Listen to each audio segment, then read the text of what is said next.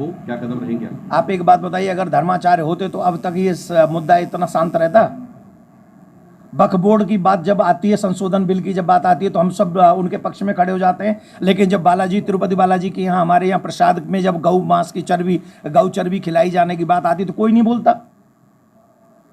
भाई, हमें तो सारे राजनीतिक पार्टी लोगों के जितने भी लीडर हैं उनसे हाथ जोड़ के प्रार्थना है, हमें अपना शत्रु मत मानिए। ईमानदारी से बता दीजिए, हिंदू इस देश में रह सकते हैं कि नहीं? संविधान इस देश में हिंदुओं को रहने का अधिकार देता है कि नहीं? और क्या संविधान ये कहता है कि हमारे धर्म को भ्रष्ट कर दो, हमारी बहन बेटियों को ले जाओ, हमारी बहन बेटियों के 56 टुकड़े कर दो, हमारे धर्म में प्रसाद में गौ मांस मिला दो? ये कहता है संविधान। और आप एक जवाब नहीं देते, कोई प्रश्न उस पर आवाज नहीं उठाता। वक्फ बोर्ड कह रहा है कि सदन भी हमारी वक्फ बोर्ड की जमीन पे बनी है दिल्ली में, एयरपोर्ट भी वक्फ बोर्ड का है। और वो दिन दूर नहीं जब पूरा ये 10-12 साल रुक जाओ, वो कहेंगे पूरा देश वक्फ बोर्ड का है। और हम लोग मजे से कुर्सियों के लिए राजनीति कर रहे हैं।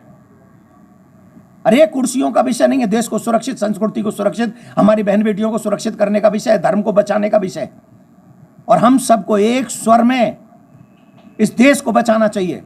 हमारे इस देश को आज़ाद करने में कोई योगदान नहीं है, पर इस देश को बचाए रखने में हमारा योगदान हो सकता है। ये सभी हिंदुओं से मैं कह रहा हूँ, सभी सनातनियों से कह रहा हूँ, ये हम सबकी जिम्मेदारी है। आने वाली पीढ़ी को बचाना है, संस्कृति को बचाना है, धर्म को बचाना है, इस देश को बचाना है, तो हम सबको एक स्वर में उन लोगों को मुंह तोड़ जवाब देना पड़ेगा जो वक्फ बोर्ड के साथ तो खड़े होते हैं लेकिन सनातन बोर्ड की बात नहीं करते। हमें उनके साथ उनसे जवाब मांगना है। जो व्यक्ति हमारे धर्म की हत्या होते हुए हमको देख रहे हैं और हमारे साथ कोई खड़ा नहीं होता, ये दुखद है।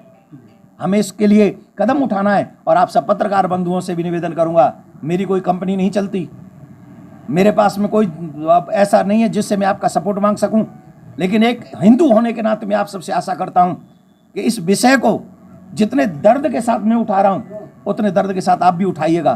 क्यों? अभी नहीं तो कभी नहीं। अगर हम लोग आज नहीं बचा सके तो कल बचाने के लायक नहीं बचेंगे। स्वामी रामभद्राचार्य जी ने